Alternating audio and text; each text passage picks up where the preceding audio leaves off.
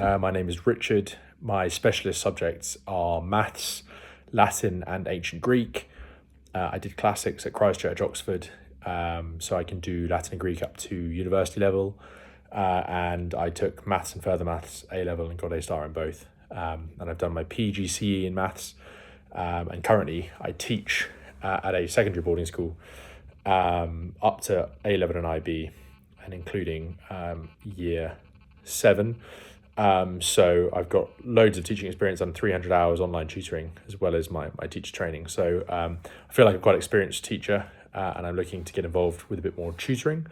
One of your questions was, what are the three most important qualities in a teacher? For me, that's easy. I think you've got to be inspiring.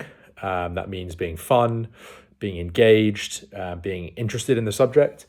If you're not interested in what you're doing, there's no way that the student will be. So communicating that inspiration, I think, is really, really key. You've got to be a good listener.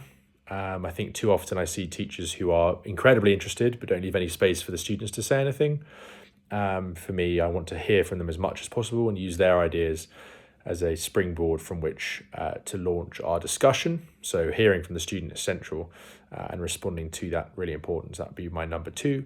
And number 3 would just be preparation. I think you can't underestimate how much time and thought you need to put into lessons, and having a suitable array of questions and topics to discuss makes the lesson go really well, and means you don't have any awkward moments. So those are my 3 qualities in a teacher. My best experience, I think, is when lessons go horribly wrong. I remember that at my last school, I was trying to inspire them with a bit of archaeology, and I organised an Easter treasure hunt where I got a load of paper from the shredder, put it in boxes and hid Easter eggs in the boxes with some cut up photos of various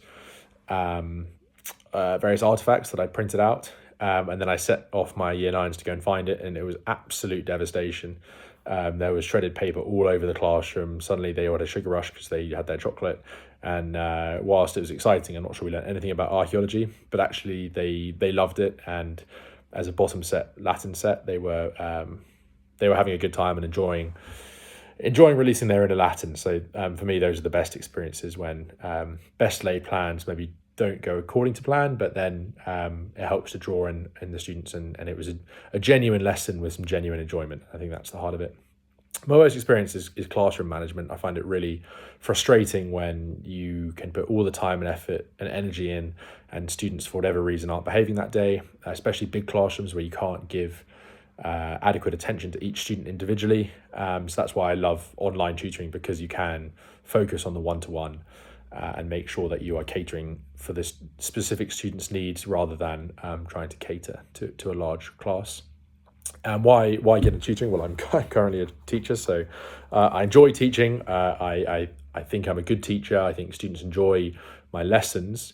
I'm currently, I've got 2 more years to finish my teacher training, but I'm also retraining as a lawyer. I'm hoping to become a barrister, and I'm hoping that I can set up some tutoring by the time I finish my teaching in about 2 years, that I'll have a strong body of tutoring to support me while I'm still training, half employed. So that's my reasoning for doing the tutoring now, to get it up and running, so that come the time when I finish teaching full time, that will be available to me.